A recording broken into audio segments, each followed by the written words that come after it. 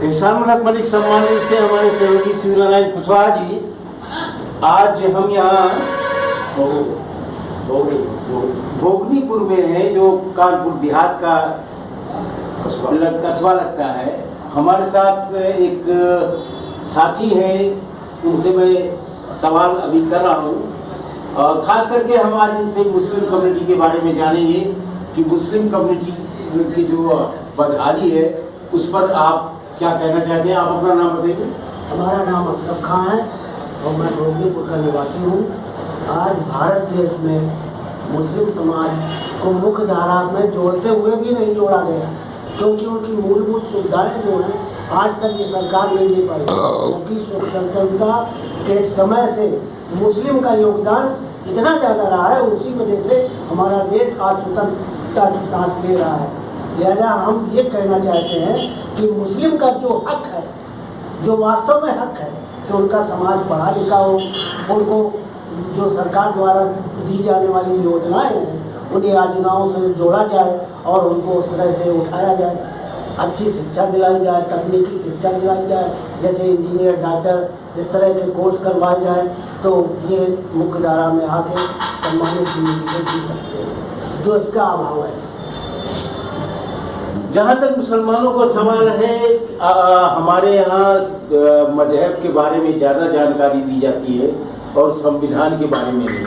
अगर हम संवैधानिक अधिकारों को समझने के लिए हमें संविधान पढ़ना पड़ेगा, हम किसी मुस्लिम कंट्री नहीं है, तो हमारा जो संवैधानिक अधिकार है वो क्यों नहीं मिल पा रहे हैं, आप बताएंगे।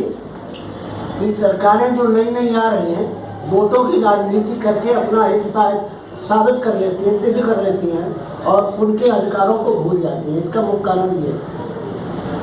देखिए, आपको बताऊं कि बिना कोई संघर्ष से कुछ मिलने वाला नहीं है। किसान आंदोलन आप देख रहे हैं कि कितने बड़े पैमाने पे पूरे देश में चल रहा है।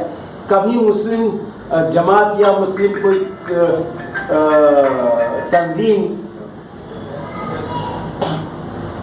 मुस्लिम मसाइल पर उभर करके कहीं सड़क पर या कहीं नहीं इकट्ठा हुई, और जब कोई आह्वान करता है तो मुसलमान घर से निकलता नहीं है।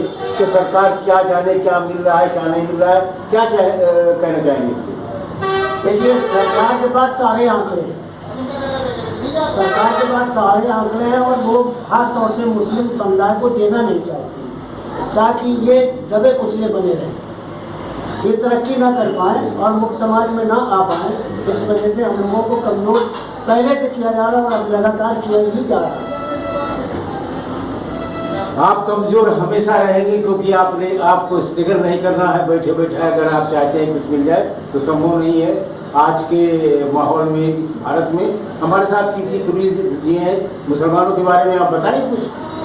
लेकिन मुसलमानों के, हम तो पूरे देश के लोगों के बारे में बता रहे हैं, और क्योंकि जब देश के सभी लोगों जब विकास से जुड़ेंगे तभी हम भी विकास से जुड़ सकते हैं। यह देश हम सबका है, ये सब लोग महसूस कर रहे हैं, लेकिन उस आधार को लोग स्वीकार नहीं कर रहे हैं, वो दूसरे के पीछे खुद घूमना चाहते हैं।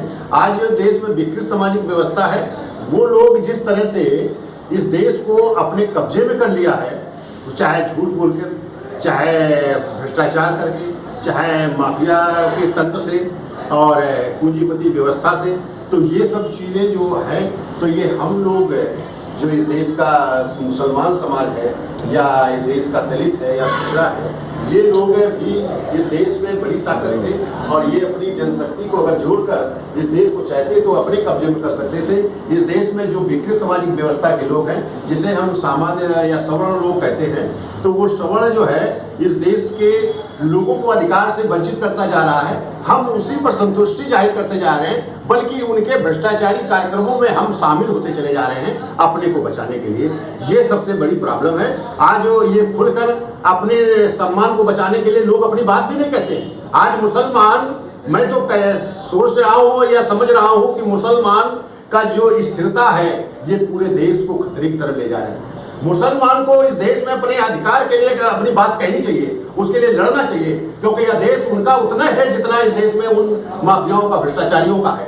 इस देश में प्रधानमंत्री अगर मोदी बन सकते हैं तो इस देश में प्रधानमंत्री मुसलमान भी बन सकता है, इस देश में दलित भी बन सकता है। लेकिन ये खुद नहीं उस संघर्ष को अपने वजूद में अपने उसमें लेते हैं और इनको लेना चाहिए। यह देश हमारा है तो हमें सब लोगों को मिलकर इस देश को जीतना है। यह देश हमारा है, जब तक हम देश को नहीं जीतेंगे तब तक चाहे शिक्षा हो, चाहे रोजगार हो, चाहे इस देश में पूंजी का प्राकृतिक संपदा हो, हम उससे अलग किए गए हैं तो अलग हैं और अलग रहेंगे। अगर हमें लेना है तो अपने हिस्से के लिए खड़े हो।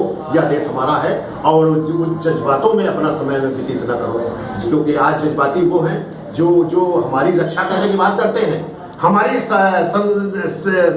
प्राकृतिक संपत्ति दिलाने की बात करते हैं, हमें अधिकार दिलाने की बात करते हैं, लेकिन वो उन विकृत सामाजिक व्यवस्था के साथ खड़े हैं, उनका आधार बना के केवल वोट हमारा लेते हैं और ये काम उनके लिए कर रहे हैं। चाहे समाजवादी पार्टी हो, चाहे बसपा हो, चाहे कांग्रेस हो, हमें इन सब के लोगों को भी छोड़ना होगा। जिस तरह भाजपा को छोड़ते हैं उस तरह इनको छोड़ना होगा।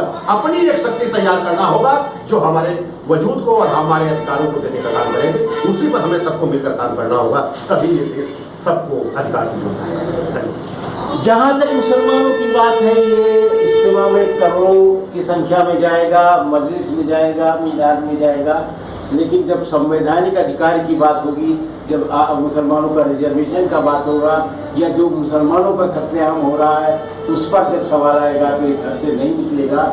जिस दिन ये मुसलमान कम्युनिटी इस देश का 40 करोड़ सड़क पे आ जाएगा, 1 करोड़ आ जाएगा, उसी दिन मुसलमानों के मसाइल हल होना शुरू हो जाएंगे। ये मेरा दावा है।